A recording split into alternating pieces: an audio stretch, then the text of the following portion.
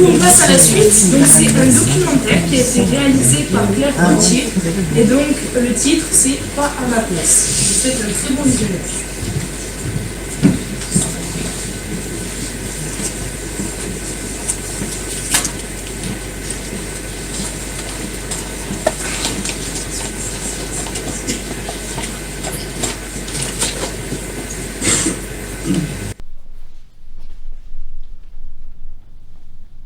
Action. Du coup, dis-moi, comment ça t'est venu cette envie de transmettre ton amour de la lecture et des livres? J'ai toujours été obsédée par les livres en fait. Tu vois, il y a même certains livres, je les ai tellement lus que je les connais par cœur. Et bon, c'est hyper pratique hein, pour ce métier, faut pas se le cacher du coup. Et tu vois, ça m'arrive de lire une journée entière juste parce qu'on a reçu des nouveaux livres ici. Après, le plus dur, c'est de s'arrêter. Après, le problème dans mon métier, c'est que je dois être toujours prête pour recevoir des clients et savoir comment agir correctement aussi, quoi. Je peux me lever? Oui, bien sûr. Merci. Parce que c'est l'heure de ranger les livres. Parce que les gens vont bientôt arriver. Et je vais être en retard. Désolée. Alors. Tu vois, ici, c'est ma partie préférée de la bibliothèque. Parce que j'adore le cinéma aussi. On est deux. Ouais. Et tiens, d'ailleurs, est-ce que tu l'as lu, celui-là? Je pense que oui, hein. Vu que tu connais ça, quand même. Mais figure-toi que non. Ah ouais? Mais il a l'air très très bien. Bah, il est super, écoute, tu peux le prendre. Hein. Tu l'as lu? Ouais. Ok. Bah écoute, t'as l'air de très bons conseils, alors je te l'emprunterai tout à l'heure. Très bon conseil, ça. Non, là, c'est facile parce que je te connais un peu et que tu m'as dit que t'aimais le cinéma, donc c'est logique. Après, le truc, c'est que c'est pas facile de conseiller les gens quand je les connais pas. Tu vois, des clients, ça peut être vite compliqué. Parce que déjà, moi, il faut que je calcule en permanence ce que je dis, comment je le dis, comment je dois me comporter. Et comme je comprends pas le non-verbal, j'arrive pas tout de suite à... Enfin, si la personne me le dit pas concrètement, tu vois, le client, ce qu'il veut, moi, je vais pas y arriver, quoi. Donc bon. Après, tant que c'est bien rangé, tout se passe bien. Je t'ai expliqué comment les catégories? Non, tu m'as pas dit. Bon, il y a par ordre alphabétique, le plus logique, évidemment. Et puis après, moi, j'ai rangé par ordre de parution, enfin, par année de parution, du plus vieux au plus récent. Du coup, comme ça, pour moi, c'est plus facile, parce que les gens, ils ont parfois des époques en tête. Et les ouvrages changent aussi par rapport aux époques, forcément. Tu vois, okay. Avant-guerre, après-guerre, tout ça. Et voilà, ça c'est... Bah tant que tu t'y retrouves. Bah ouais, hein.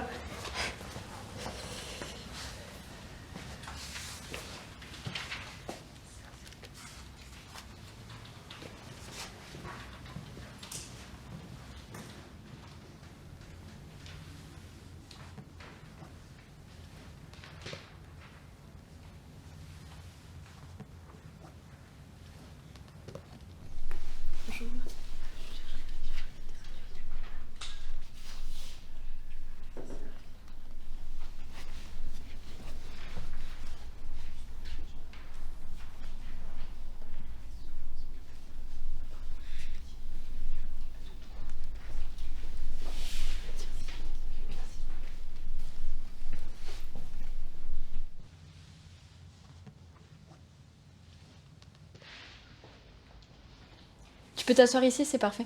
Yes.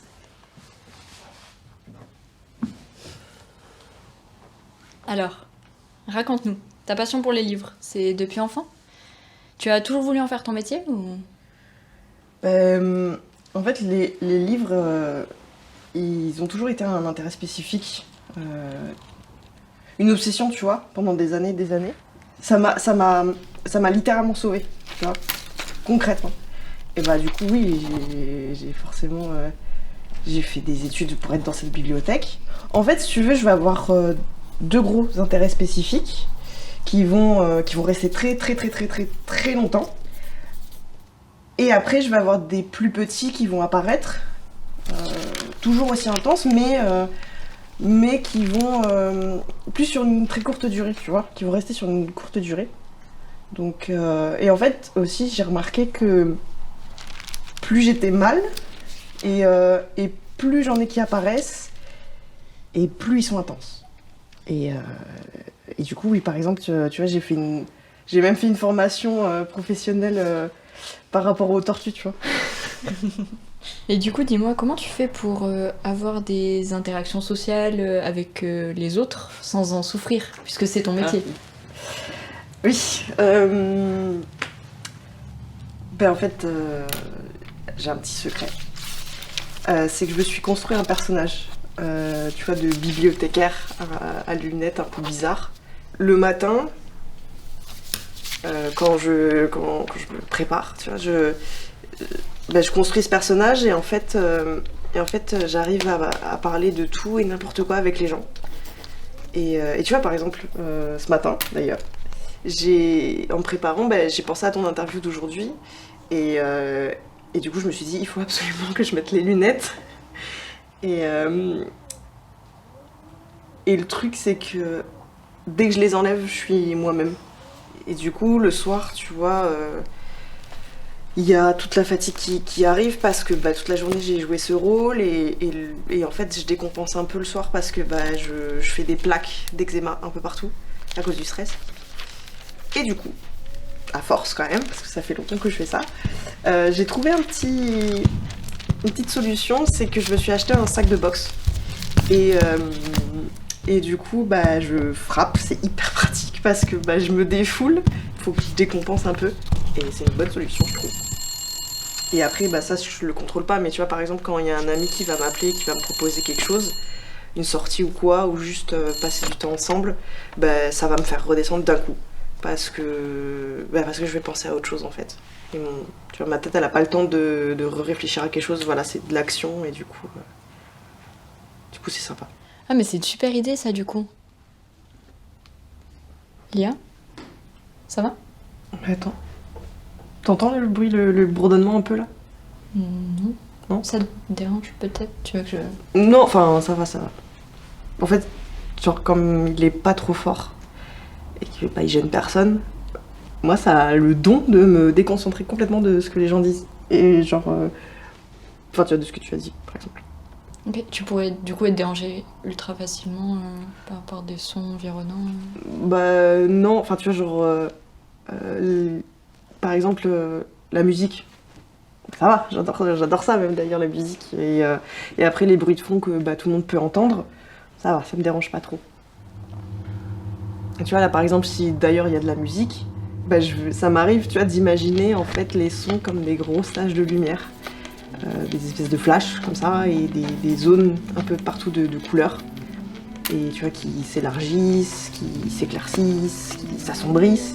Et ça va prendre toute la pièce, toute la salle. Et tu vois là par exemple, je regarde, je vois une tâche, je change, je sais pas, je regarde là-bas, j'en vois une autre. Et par exemple si je me retourne vers la première tâche, je vais continuer à la voir si le son continue. Parce que tu vois par exemple si le son il s'arrête, je vois plus la tâche. Et je pense que tu vas essayer de l'imaginer, en fait c'est un meilleur exercice que de le subir. Tu vois par exemple, ma deuxième copine, elle essayait de l'imaginer avec moi et je trouvais ça genre plus beau que juste la voir comme moi tu vois je l'ai, et elle essayait vraiment de l'imaginer. C'était hyper touchant quoi.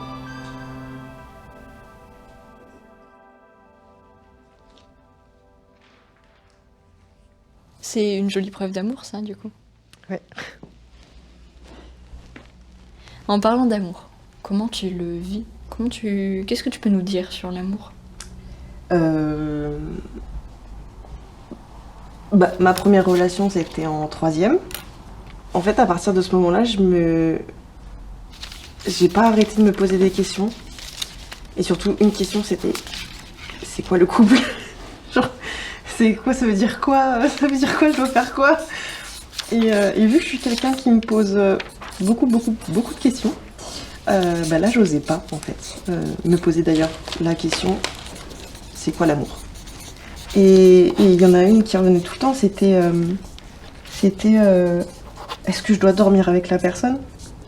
Parce que tous les couples dorment ensemble, c'est comme ça. Et sauf que moi ça me dérange de dormir avec quelqu'un. J'arrive pas, ça me met hyper mal à l'aise de dormir avec quelqu'un à côté de moi.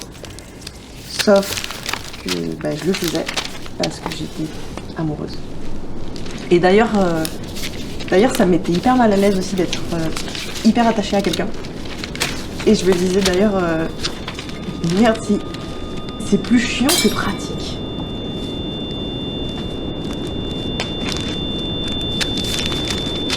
Et du coup, est-ce que tu m'as parlé de ça, mais tout va bien?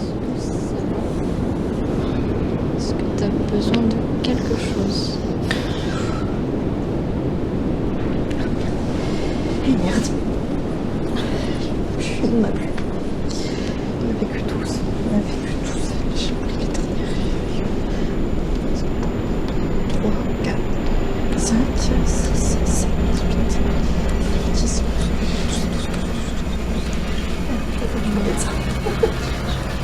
Ça va. T'es trop bête. T'es fatiguée surtout. Super fatiguée. Je suis super fatiguée. Désolée.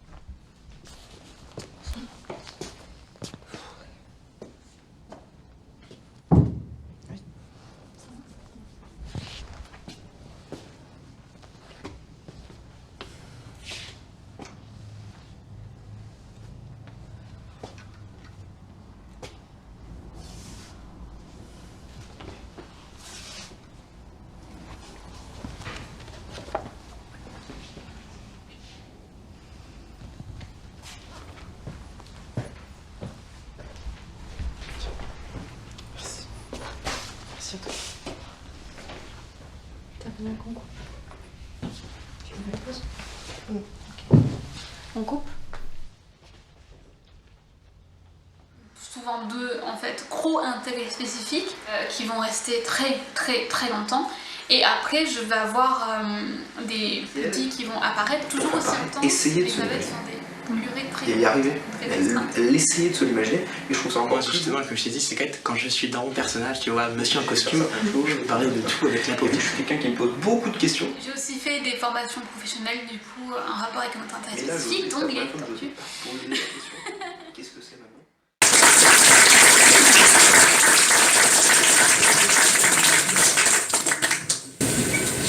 J'invite Claire Autier à venir sur scène pour nous parler de ce beau projet. Bonjour. Je vais vous le dire.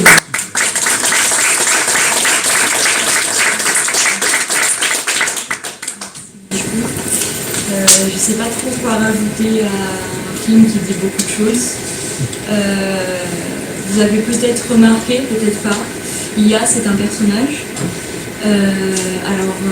Ça n'en est pas moins un documentaire, puisque tout ce qui est dit par le personnage vient de témoignages de personnes possédant un trouble du spectre de l'autisme. Voilà, donc des adultes qui sont comme vous et moi, mais qui ont des problèmes de communication. Voilà, c'est un très grand spectre, donc il peut y avoir plein de choses associées.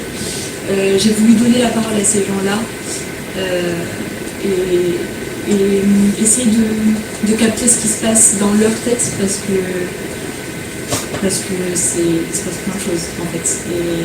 Et on a l'impression parfois qu'ils peuvent pas faire autant de choses que nous, et en fait si, et même bien plus, et même peut-être des fois moins parce qu'ils sont fatigués, peut-être des fois plus parce qu'ils sont passionnés, et en fait j'ai été contente de donner la parole et j'espère que ça vous a plu.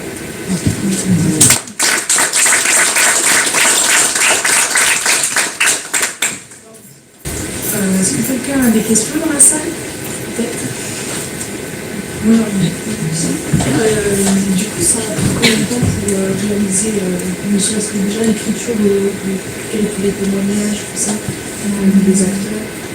Alors au niveau des témoins, j'avais quelques connaissances dans le milieu, beaucoup de l'association qui accueille des enfants handicapés, donc elle avait une association de personnes. Et puis dans mon entourage, je connaissais des gens qui ont été atteints, et de fil en aiguille, en ces personnes-là qui connaissent d'autres personnes. C'est un projet qui a duré beaucoup de temps, depuis j'imagine qu'il y a dû avoir beaucoup de recherches aussi. Pas tant que ça, finalement, on a mis 1 an en tout. Voilà, mais c'était dans le cadre du BTS audiovisuel, donc moi j'en étais sortie, mais j'ai réalisé un film pour les étudiants pour leur diplôme. Du coup on était limité dans le temps de toute façon. Moi j'avais déjà préparé les témoignages, j'avais déjà tout enregistré, il manquait plus qu'à faire la partie fiction en fait. Mais c'est un projet quand même sur la recherche de l'enfant.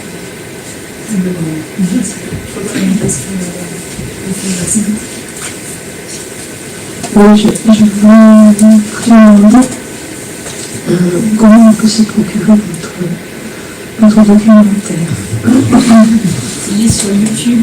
Quand il y a un livre de droit, c'est ça pour le livre de droit, non, mais il est sur YouTube, vous pouvez le montrer à vos proches. Après, si vous voulez l'utiliser dans notre cadre, vous pouvez discuter avec moi. D'accord. Parce que moi, j'ai recommandé beaucoup de mes petits élèves. Donc, si beaucoup d'enseignants voyaient ce film, ce serait pas bien. Vraiment. Merci beaucoup, c'est un gros compliment.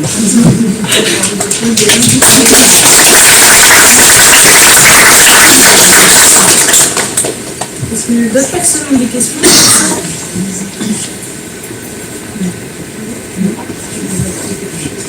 On a aussi le compositeur avec nous, on peut applaudir quand même.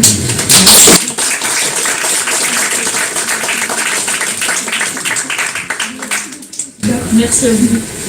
Allez, on passe à la suite du coup avec le court-métrage